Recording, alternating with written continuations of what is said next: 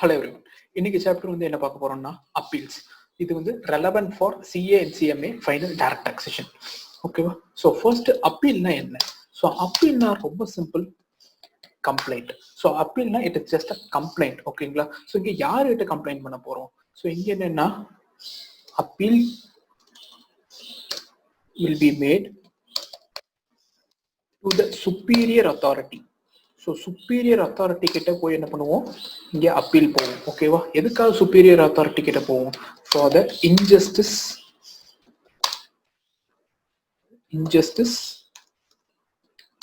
Ton by lower authority. ஓகேவா? இப்போ say for example assessing officer இருக்காரு. அந்த அசஸிங் ஆஃபீஸர் வந்து என்ன பண்றாரு? எனக்கு ஒரு ஆர்டர் வந்து இஷ்யூ பண்றாரு. அந்த ஆர்டர் வந்து எனக்கு டிஸாட்டிஸ்ஃபைடா இருக்கு. ஓகேவா? எனக்கு இன்ஜஸ்டிஸ்னு ஃபீல் ஆச்சு அப்படின்னு என்ன பண்ணுவேன்? Superior authority. ஸோ இங்கே அசஸிங் ஆஃபீஸரோட சுப்பீரியர் அத்தாரிட்டி யாரு? கமிஷனர். ஸோ கமிஷனர் அப்பீல்ஸ் கிட்ட என்ன பண்ணுவேன்? போய் நான் அப்பீல் பண்ணுவேன். ஸோ இதுதான் வந்து அப்பீல். ஸோ இங்கே அப்பீல் பார்த்தோம்னா டோட்டலா 4 லெவல் ஆஃப் அப்பீல்ஸ் இருக்கு. ஸோ 4 லெவல்ஸ் ஆஃப் அப்பீல்ஸ் இருக்கு. ஸோ என்னென்னு பார்க்கலாம் ஒன்று ஒன்றா. ஸோ ஃபர்ஸ்ட் ஒன் யாருக்கிட்ட அப்பீல் போவேன் அப்படின்னா CIT appeals. So Commissioner of Income Tax appeal. Next second level of appeal யாருக்கிட்டனா ITAT, Income Tax Appellate Tribunal. Next High Court and the last one Supreme Court. So total 4 level of appeals வந்து போகும். ஓகேவா? So first இதோட process என்ன, இதோட procedure என்ன, இதோட time lines என்ன, இதெல்லாம் தான் சாப்டர்ல டிஸ்கஸ் பண்ண போறோம். ஃபர்ஸ்ட் யார் வந்து அப்பீல் போகலாம்? ஸோ யார் அப்பீல் போகலாம் அப்படின்னு பார்த்துடலாம். ஃபர்ஸ்ட் ஒன் வந்து அப்பீல் வந்து யார் போக முடியும்? ஸோ இங்க சிஐடி கிட்ட யார் அப்பீல் போக முடியும்னா வெறும் அசசி மட்டும்தான் போக முடியும். ஸோ ஒன்லி அசசி மட்டும்தான் போக முடியும். ஐடிஐடி கிட்ட அசசி போகலாம், in addition to assessee or department. So assessee or department both of யாரோ ஒருத்தர் வேணாலும் போகலாம். நெக்ஸ்ட் ஹை கோர்ட் கிட்ட assessee or department, சுப்ரீம் கோர்ட்டும் சேம் assessee or department. ஓகேவா? நெக்ஸ்ட் யாரு போலான்னு பார்த்தோம். நெக்ஸ்ட் எப்போ போகலாம்? ஸோ இங்க when. ஸோ இங்க எப்போ போகலாம் அப்படின்னு பார்த்தோம்னா within 30 days. Within 30 days from the date of order. Within 30 days from the date of order. So date of orderல இருந்து 30 days குள்ள போகும். இங்க ITAT கிட்டனா 30 days பதிலா within 60 days. High Court கிட்ட within 120 days. Supreme Courtனா no time limit. இங்க time லிமிட்ங்கிறது எதுவும் இல்லை. Next how much? Tax value. இங்க மானிட்டரி வேல்யூ ஏதாச்சும் இருக்கா? ஸோ இங்க டாக்ஸுக்கு வந்து வேல்யூ இருக்கு, வேல்யூ பேஸ் பண்ணி தான் போகணும். இல்லைன்னா என்ன பண்ணுவாங்க, எல்லாருமே சுப்ரீம் கோர்ட் வாசல்ல போய் நிற்பாங்க கரெக்டா. ஸோ அதனால டாக்ஸுக்கு ஒரு வேல்யூ வந்து ஃபிக்ஸ் பண்றாங்க. ஸோ டிஸ்பியூட்டோட வேல்யூ வந்து இந்த அமௌண்ட் இருக்கணும். ஸோ இங்க வந்து நோ லிமிட். ஸோ 5000 rupeesனாலும் சிஐடி கிட்ட போகலாம், 50 lakhsனாலும் சிஐடி கிட்ட போகலாம். அடுத்தது ஐடிஐடி கிட்ட போனோம்னா 20 lakhs இருக்கணும். ஸோ ஐடிஐடி கிட்ட மினிமம் 20 lakhs. ஸோ ஹை கோர்ட்னா 50 lakhs வேல்யூ. நெக்ஸ்ட் சுப்ரீம் கோர்ட்னா rupees 1 crore. Okay, 100 lakhs. So இதுதான் வந்து மினிமம் வேல்யூ. இந்த மினிமம் மானிட்டரி வேல்யூ இருந்தால் தான் நான் வந்து அப்பீலே போக முடியும், இல்லைன்னா போக முடியாது. நெக்ஸ்ட் அடுத்தது பார்த்தோம்னா இங்க எதுக்காக போறது? ஒய் அப்படின்னா ரீசன். எதுக்காக அப்பீல் போகலாம்? ஸோ இங்க எதுக்காக அப்பீல் போகலாம் அப்படின்னு பார்த்தோம்னா question of law or fact.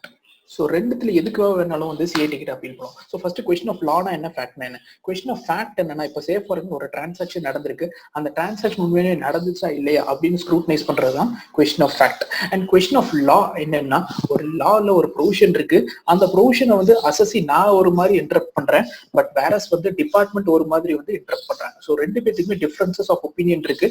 So இந்த சிச்சுவேஷன்ல அப்பீல் போகும். ஓகேவா? ஸோ இதுதான் கொஸ்டின் ஆஃப் லாக்கும் கொஸ்டின் ஆஃப் ஃபேக்டுக்குள்ள டிஃபரன்ஸ். ஸோ இங்க ஐடிஐடி கிட்டையும் both question of law and question of fact ரெண்டுத்துக்குமே போக முடியும். பட் ஐடிஐடி ஃபைனலா என்ன கொஸ்டின் ஆஃப் ஃபேக்டுக்கு வந்து சொல்றாங்களோ அதுதான் it will be final. It will be binding on all authorities. இதுக்கு மேல வந்து அப்பீல் ஆன் கொஸ்டின் ஆஃப் ஃபேக்டுக்கு வந்து போக முடியாது. ஸோ ஹை கோர்ட்டுக்கு ஒன்லி கொஸ்டின் ஆஃப் லா மட்டும் தான் போக முடியும். சுப்ரீம் கோர்ட்டுக்கும் சேம் கொஸ்டின் ஆஃப் லா இருந்தா மட்டும்தான் போக முடியும். கொஸ்டின் ஆஃப் ஃபேக்ட்ங்கிறது ஐடிஐடியோட எண்ட் ஆயிருது நமக்கு. அடுத்தது stay of demand. So stay of டிமாண்ட்னா என்ன? ஸோ ஸ்டே ஆஃப் டிமாண்ட்னா இந்த டிமாண்டை வந்து பே பண்ணாம ஹோல்ட் பண்ணி வைக்கிறது. ஓகேவா? இப்போ சே ஃபார் எக்ஸாம்பிள் வந்து அசஸிங் ஆஃபீஸர் என்ன பண்றான், எனக்கு ஒரு 50 lakhs வந்து டிமாண்ட் போட்டு கொடுத்துட்டான். ஸோ 50 lakhs டிமாண்ட் போட்டு கொடுத்துட்டாங்கன்னா நான் இமீடியட்டா நான் பே பண்ணுமா, இல்ல பே பண்ணால ஸ்டேலயே இருக்க முடியுமா? ஸோ இங்க ஸ்டேல இருக்க முடியுமான்னு கேட்டா yes, for entire period. So entire பீரியடுக்கு என்ன பண்ணலாம், சிஐடி கிட்ட நான் வந்து ஸ்டேல இருக்கலாம். அப்படின்னா நான் டேக்ஸ் வந்து அந்த டிமாண்ட் அமௌண்ட்டை பே பண்ணாமே இருக்கலாம். ஓகேங்களா. அடுத்து ஐடிஏடி. ஸோ ஐடிஏடி வரும்போது இங்கேயும் வந்து டிமாண்டை ஹோல்ட் பண்ண முடியுமானா எஸ் ஹோல்ட் பண்ண முடியும். பட் இங்கே டைம் இருக்கு எவ்வளோனா ஃபார் 180 days. 180 days. பட் இந்த 180 days can be extended up to 180 days. Extended to 185 days. So அப்படின்னா டோட்டல் எவ்வளோ 365 days. Total 365 days. 180 plus 185 365 days வரைக்கும் டிமாண்ட் வந்து ஹோல்ட் ஆயிருக்கும். இங்கே வந்து நோ. ஸோ இங்கே டிமாண்டுங்கிறது பாசிபிள் இல்லை. அப்படின்னு என்னது, assessee has to pay the tax, has to pay the demand and file an appeal. So appeal file பண்ணனும்னா he has to pay the demand and file an appeal. Same for Supreme Court also. அடுத்தது memorandum of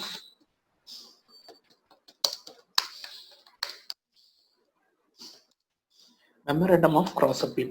So இங்க memorandum of cross appeal possible இல்லையா? So memorandum of cross appeal is possible இல்லையான்னு பார்க்க போறோம். So இங்க வந்து not possible. Not possible. இங்க possible. Yes, but ஆனா டைம் லிமிட்ஸ் இருக்கு within 30 days.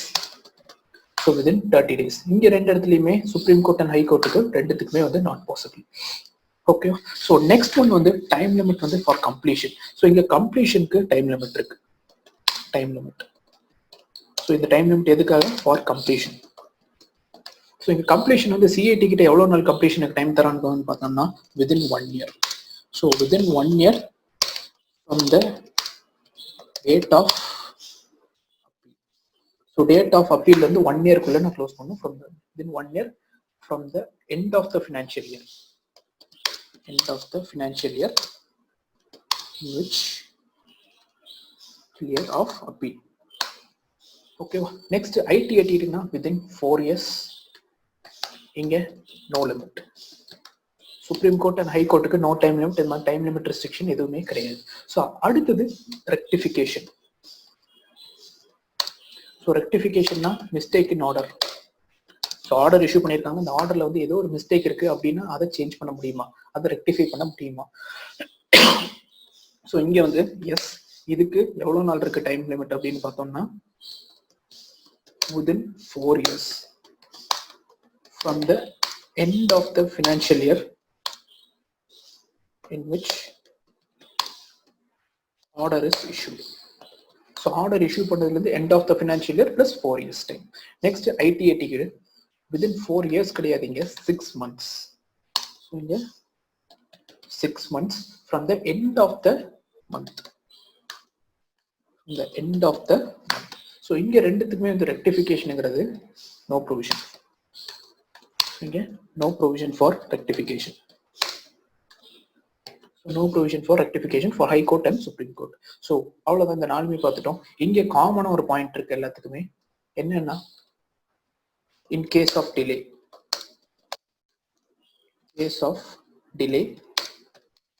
continuation of delay can be made. So அப்படின்னு என்ன, இன்கேஸ் வந்து இப்போ 30 days வந்து டைம் லிமிட் சொல்றோம் சிஐடி கிட்ட போறதுக்கு. ஸோ இன்கேஸ் ஸ்டேட் லிமிட், அந்த லிமிட் டைம் லிமிட் வந்து கிராஸ் ஆயிடுச்சு, ஒரு 45 days ஆயிடுச்சு, இல்லை 60 days ஆயிடுச்சு அப்படின்னா அந்த டிலேக்கு ப்ராப்பரான ஜஸ்டிஃபிகேஷன் இருந்தா based on case to case basis வந்து கம் டவுன் பண்ணுவாங்க. ஓகேங்களா. ஸோ இது இல்லாம ஒரு ரெண்டு செக்ஷன் மட்டும் இருக்கு இந்த சாப்டர்ல, 158A. So section 158A. So இங்க வந்து இது என்ன பாக்குறோம்னா, procedure when assessee claims and identical question in law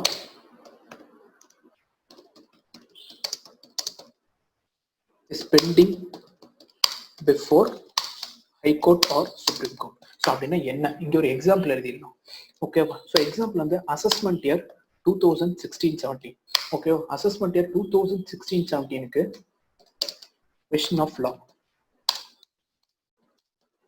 ஒரு டிஸ்பியூட் இருக்கு. அது வந்து என்ன இருக்கு, எங்க இருக்குன்னு பார்த்தோம்னா pending before supreme court. So supreme court கீழே பெண்டிங்கா இருக்கு. ஓகேவா. ஸோ சுப்ரீம் கோர்ட்டுக்கு பெண்டிங்கா இருக்கு. ஸோ இப்போ இந்த ஸ்டேஜ்ல வந்து பார்த்தோம்னா அசஸ்மெண்ட் இயர் 2019-20. ஸோ இந்த 2019-20க்கு same issue arised by assessing officer. ஓகேவா, டியூரிங் ப்ரொசீடிங்ஸ். ஸோ அசஸ்மெண்ட் அப்போ டியூரிங் ப்ரொசீடிங் என்ன ஆகுது, சேம் இஷ்யூ வந்து அரைஸ் பண்றாங்க.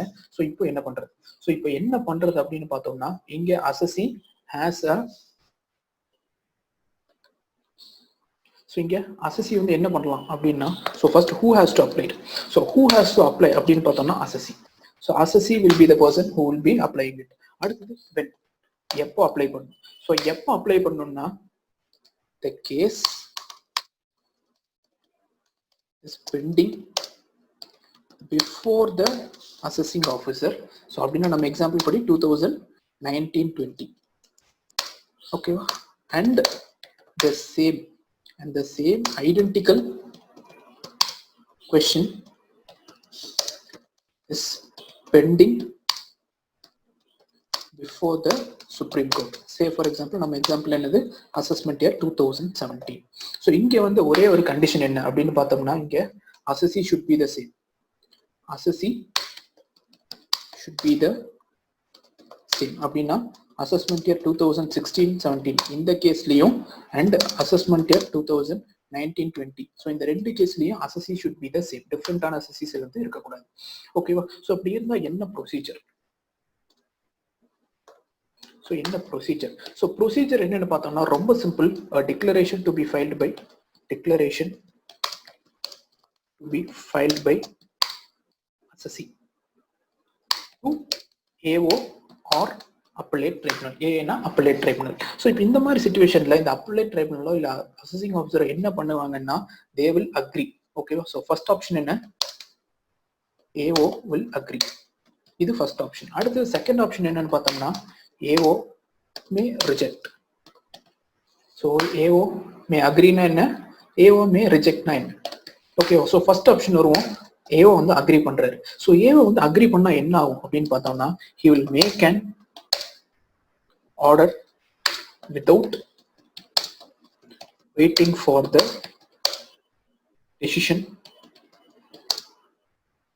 by supreme court. So supreme court decision வரைக்கும் அவங்க வெயிட் பண்ண மாட்டாங்க. என்ன பண்ணுவாங்க, ஆர்டருங்கிறத பாஸ் பண்ணிடுவாங்க. அந்த ஆர்டர்ல என்ன இருக்கும் அப்படின்னு பார்த்தோம்னா if the court makes final decision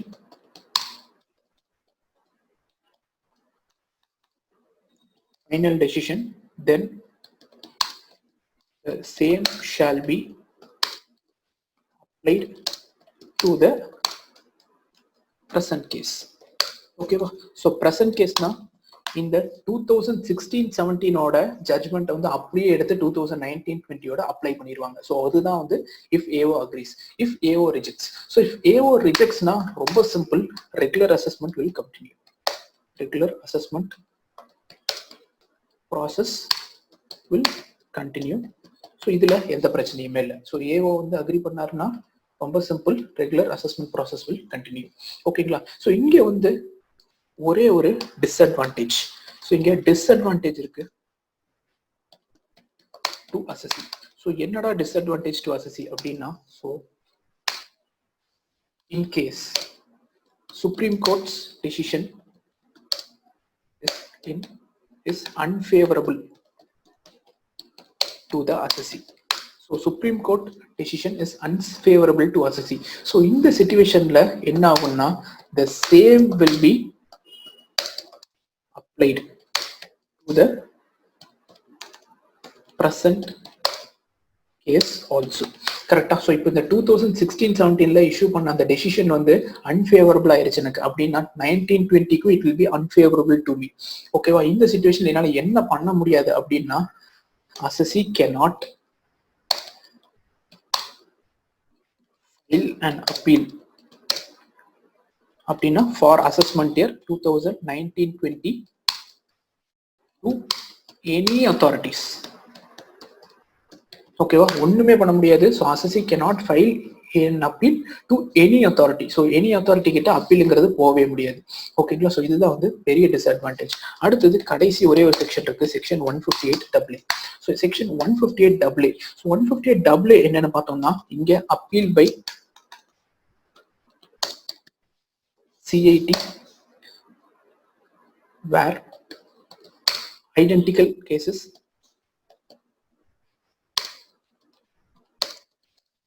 pending before Supreme Court. So இங்கே வந்து சுப்ரீம் கோர்ட் மட்டும்தான், பட் வேறஸ் வந்து 158A வந்து before supreme court and high court ரெண்டுமே சொன்னோம். இங்கே வந்து என்ன ஆகுது? ஸோ இங்கே வந்து who has to apply.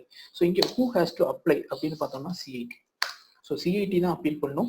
Next when எப்போ அப்ளை பண்ணுவாங்க? ஸோ எப்போ அப்ளை பண்ணுவாங்கன்னு பார்த்தோம்னா, இங்கே வந்து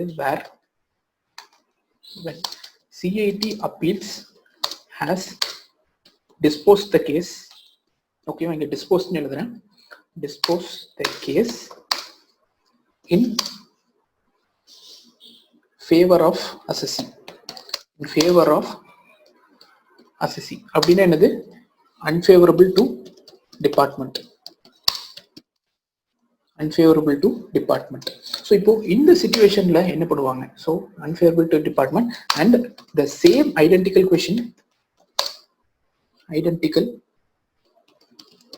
question of law is pending with Supreme Court. ஓகேவா? சேம் இதே எக்ஸாம்பிள் எடுத்துக்குவோம். ஸோ இதே எக்ஸாம்பிள் என்னன்னா, 1617 அசஸ்மெண்ட் இயரோட பார்த்தோம்னா பெண்டிங் இருக்கு சுப்ரீம் கோர்ட்ல. ஓகேவா? பட் என்ன பண்றாங்க? சேம் இஷ்யூ வந்து இப்பவும் வருது CIT அப்பீல்ஸ் கிட்ட. ஸோ CIT அப்பீல்ஸ் கிட்ட வருது. ஸோ இப்போ இந்த CIT அப்பீல்ஸ் வந்து என்ன பண்றாருன்னு பார்த்தோம்னா, 1920க்கு அசசிக்கு ஃபேவரபிளா டெசிஷன் வந்து கொடுத்துறாரு. ஸோ அசசிக்கு ஃபேவரபிளா ஒரு டெசிஷன் கொடுத்துறாரு. அந்த சிச்சுவேஷன்ல CIT என்ன பண்ணுவாரு? CIT அப்பீல்ஸ் வந்து டெசிஷன் கொடுத்துறாரு. ஸோ அப்போ CIT என்ன பண்ணுவாருன்னா, அவரு வந்து ஒரு டிக்ளரேஷன் கொடுப்பாரு. என்னன்னா, யூ ஹேவ் டு வெயிட். ஓகேவா? இங்க வந்து வெயிட் பண்ணுங்க, ஐடென்டிக்கல் கொஸ்டின் இருக்கு, so let the supreme court say அப்படின்னு சொல்லுவாங்க. ஓகேங்களா? ஸோ இதுக்கு வந்து என்ன ப்ரொசீஜர்? ஸோ இதுக்கு என்ன ப்ரொசீஜர் அப்படின்னு பார்த்தோம்னா, ரொம்ப சிம்பிள். ஐடென்டிக்கல் இது கொஸ்டின்ங்கிறதுக்கும் இங்கேயும் வந்து சேம் அசசி, அந்த சேம் அசசிங்கிற வேர்டை நான் மென்ஷன் பண்ணுறேன். ஸோ இங்கே வந்து அசசி should be same.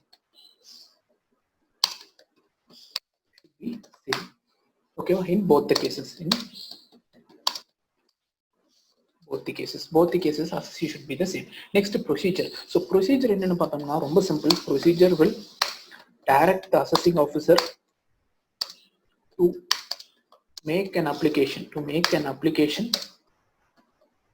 to ITAT. So income tax appellate tribunal within 60 days. So within 60 days குள்ள he has to apply. ஓகேங்களா? ஸோ அவ்வளோதான் அப்பீல்ஸ். ஃபர்ஸ்ட்ல இருந்து சம்மரைஸ் பண்ணிடுறேன். ஸோ அப்பீல்னா என்னது? ஒரு கம்ப்ளைண்ட். ஸோ கம்ப்ளைண்ட் இஷ்யூ பண்றோம். ஸோ கம்ப்ளைண்ட் வந்து அரைஸ் பண்றோம். எதனால அரைஸ் பண்றோம்? ஸோ ஒரு சுப்பீரியர் அத்தாரிட்டி கிட்ட அரைஸ் பண்றோம் for the injustice done by the lower authority. ஓகேங்களா? ஸோ இங்கே இன்கம் டேக்ஸ்ல 4 ஸ்டேஜஸ் ஆஃப் அப்பீல் இருக்கு. அதுல ஃபர்ஸ்ட் வந்து என்னது? CIT appeals, next income tax appellate tribunal, next high court and last one is supreme court.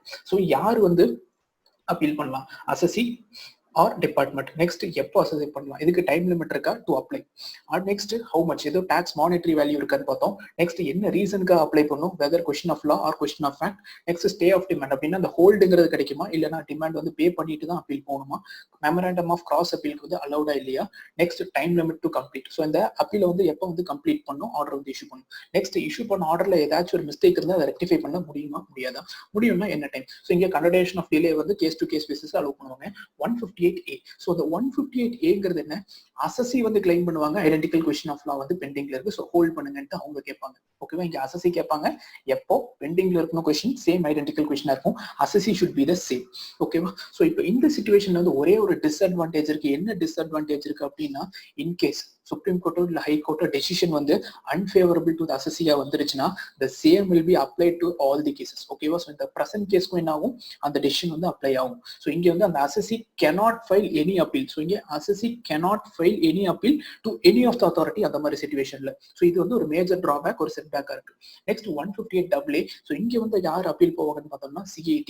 So இங்க commissioner of income tax தான் appeal போவாங்க. ஸோ எப்போ அப்பீல் போவாங்க அப்படின்னு பார்த்தோம்னா, இங்க CIT அப்பீல்ஸ் வந்து என்ன பண்றாரு? ஸோ CIT அப்பீல்ஸ்ங்கிறது வேற, CITங்கிறது வேற. ஸோ CIT அப்பீல்ஸ்ங்கிறது என்ன பண்றாரு? ஃபேவர் ஆஃப் அசசியை வந்து ஆர்டர் வந்து இஷ்யூ பண்ணிடுவாரு. அப்படின்னா என்னது? Unfavourable to department. ஸோ இந்த மாதிரி சிச்சுவேஷன்ல என்ன பண்ணுவாங்க? CIT என்ன பண்ணுவாருன்னு பார்த்தோம்னா, லெட்ஸ் வெயிட். ஓகேவா, let the supreme court decide, so let's wait அப்படின்ட்டு ஒரு இது இஷ்யூ பண்ணுவாரு.